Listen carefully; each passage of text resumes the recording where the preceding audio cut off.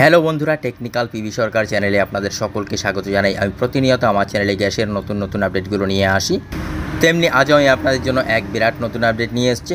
বদলে গেল LPG gas বুকিংয়ের নিয়ম, চাইলেই আর গ্যাস তুলতে পারবেন না। কী নিয়ম বদলে গেল, নিয়মের কী পরিবর্তন আছে এবং সেই গ্যাস তুলতে গেলে আপনাদের কি করতে হবে বিস্তারিত জানতে পুরো ভিডিও দেখুন। পুরো ভিডিও না দেখলে কিছু বুঝতে পারবেন না, তাই পুরো ভিডিও দেখার অনুরোধ রইল আপনাদের সকলের কাছে। তাই আর দেরি না করে ভিডিওটিকে শুরু করছি। ভিডিওটি ভালো লাগলে লাইক করবেন, কমেন্ট করবেন, বন্ধুদের সঙ্গে শেয়ার করবেন। ধন্যবাদ, পাশে থাকবেন। Gas cylinder booking new rules. তবে আজকে গ্যাস সিলিন্ডার ডেলিভারি এবং গ্যাস সিলিন্ডার বুকিংয়ের বিষয়ে নিয়ে নতুন নিয়ম চালু হতে চলেছে, সেই বিষয়ে বিস্তারিত তথ্য দেব এই আর্টিকেলের মাধ্যমে।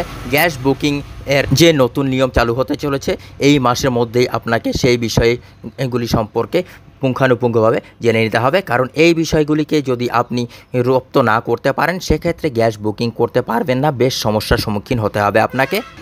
কেন্দ্রীয় সরকার এতদিন ছাড় দিলেও এখন থেকে নতুন নিয়মে গ্যাস বুকিং এবং ডেলিভারি নিতে হবে। রান্না বা বাড়ি হোক বা হোটেল রেস্তোরাঁ, বর্তমানে সর্বত্রই জ্বালানির মূল উৎস হয়ে উঠেছে গ্যাস। এবার এই গ্যাস ডেলিভারি নেওয়ার ক্ষেত্রে কিছু পরিবর্তন আসতে চলেছে। গ্যাস সিলিন্ডার বুকিংয়ের নিয়মটা মোটামুটি একই থাকছে, বদলে যাচ্ছে গ্যাস ডেলিভারি নেওয়ার নিয়মটা।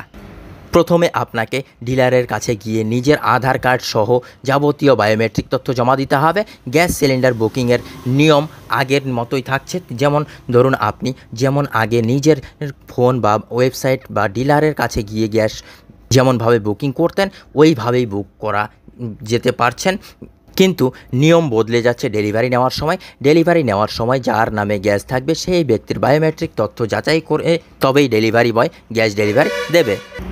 আগের নিয়ম অনুসারে যে কারোর নামে গ্যাস থাকুক বা কেন, পরিবারের যে কোনো ব্যক্তি মোবাইল নিয়ে গ্যাস সিলিন্ডার বুকিং করতেন। ডেলিভারির সময় যার নামে গ্যাস কানেকশন থাকতো সেই ব্যক্তি না উপস্থিত থাকলেও গ্যাস ডেলিভারি নেওয়া যেত। এবার নতুন নিয়মের ফলে যার নামে গ্যাসের কানেকশন রয়েছে সেই ব্যক্তিকে উপস্থিত থাকতে হবে, কারণ সেই ব্যক্তির আঙুলের ছাপ এবং মুখমণ্ডলের স্ক্যান করে বায়োমেট্রিক তথ্য যাচাই করার পরে ডেলিভারি বয় গ্যাস ডেলিভারি দেবে।